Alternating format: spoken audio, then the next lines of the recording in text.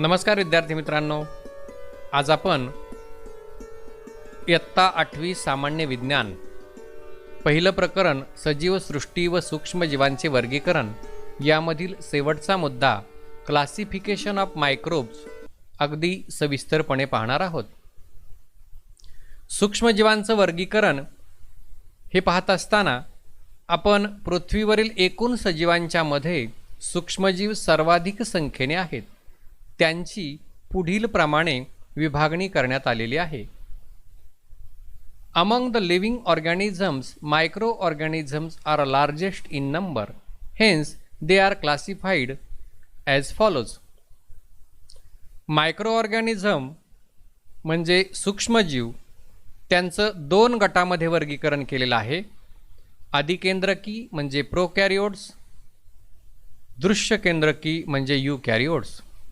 नंतर आदिकेंद्रकी त्याचं विभाजन पुन्हा जीवाणू किंवा बॅक्टेरिया, त्यानंतर दृश्य केंद्रकी यामध्ये आदिजीव म्हणजे प्रोटिस्टा, त्यानंतर कवके म्हणजे फंगाय आणि तिसरं शैवाले म्हणजे अल्गी यामध्ये वर्गीकरण केलेलं आहे। त्यानंतर जीवाणू म्हणजे bacteria, unicellular independent पॅरासाइटिक organisms, sometimes many bacteria together from colonies. एकच पेशी स्वतंत्र सजीव म्हणून जगते। काही वेळा बरेच जीवाणू एकत्र येऊन वसाहती बनवतात। Bacterial cell is a prokaryotic with cell all but distinct nucleus और सेल ऑर्गॅनलीज आर absent. जीवाणू पेशी आदिकेंद्रकी असते। पेशीत केंद्रक व पटलयुक्त अंगके नसतात आणि पेशी भित्तिका मात्र असते। They reproduce by simple binary fission. प्रजनन बहुधा द्विखंडी भवनाने होते। In favourable conditions bacteria grow vigorously and can double their number in 20 minutes. Protozoa. अनुकूल परिस्थितीत जीवाणू प्रचंड वेगाने वाढतात व 20 मिनिटात संख्येने दुप्पट होऊ शकतात। इथे आकृतीमध्ये आपल्याला वेगवेगळ्या प्रकारचे जीवाणू दाखवलेले आहेत। त्यानंतर दुसरा मुद्दा आहे आदिजीव, protozoa. Protozoans are found in soil, fresh water and sea water. Some are found in the body of other organisms and are pathogenic. माती, गोडे पाणी, समुद्रात या ठिकाणी हे आदिजीव आढळतात। काही इतर सजीवांच्या शरीरात राहतात व रोगास कारणीभूत ठरतात। 2. These are unicellular organisms with eukaryotic cell. दृश्य केंद्रकी पेशी आढळणारे एक पेशीय सजीव आहेत। There is a great variation in cell structure, organs of locomotion and modes of nutrition among protozoans.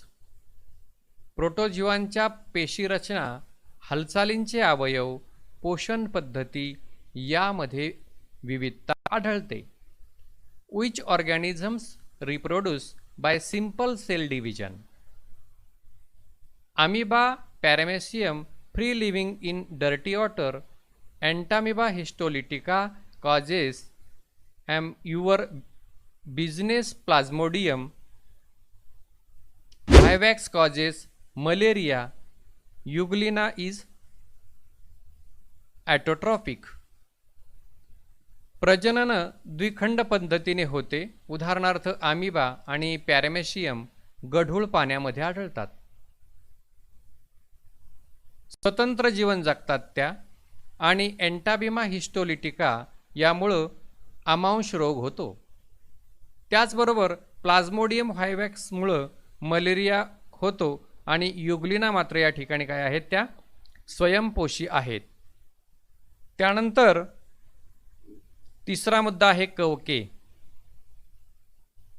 फंगाय These are found on decaying organic matter and dead bodies of plants and animals. कुजणारे पदार्थ, वनस्पती, प्राण्यांची शरीरे, कार्बनी पदार्थ यामध्ये आपल्याला कवके प्रामुख्याने आढळतात. These are eukaryotic organisms. Same unicellular and other are visible with naked eyes. दृश्य केंद्रकी एकपेशीय सूक्ष्मजीव असून कवकांच्या काही प्रजाती डोळ्यांनी दिसतात. Saprotropic observe their food from decaying organic matter.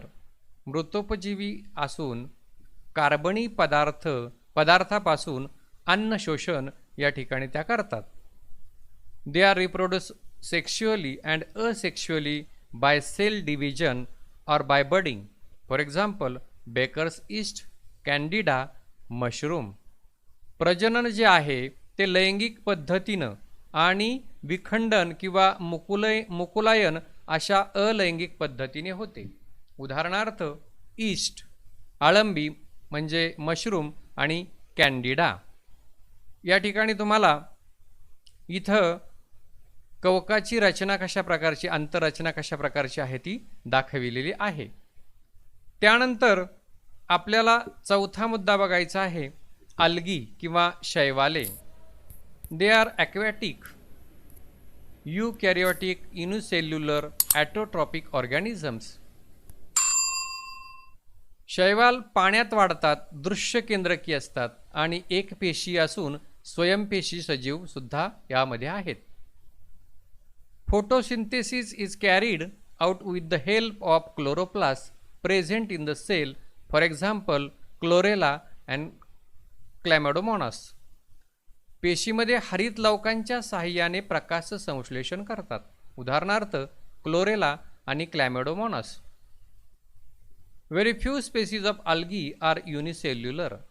Most of them are multicellular and visible with naked eyes.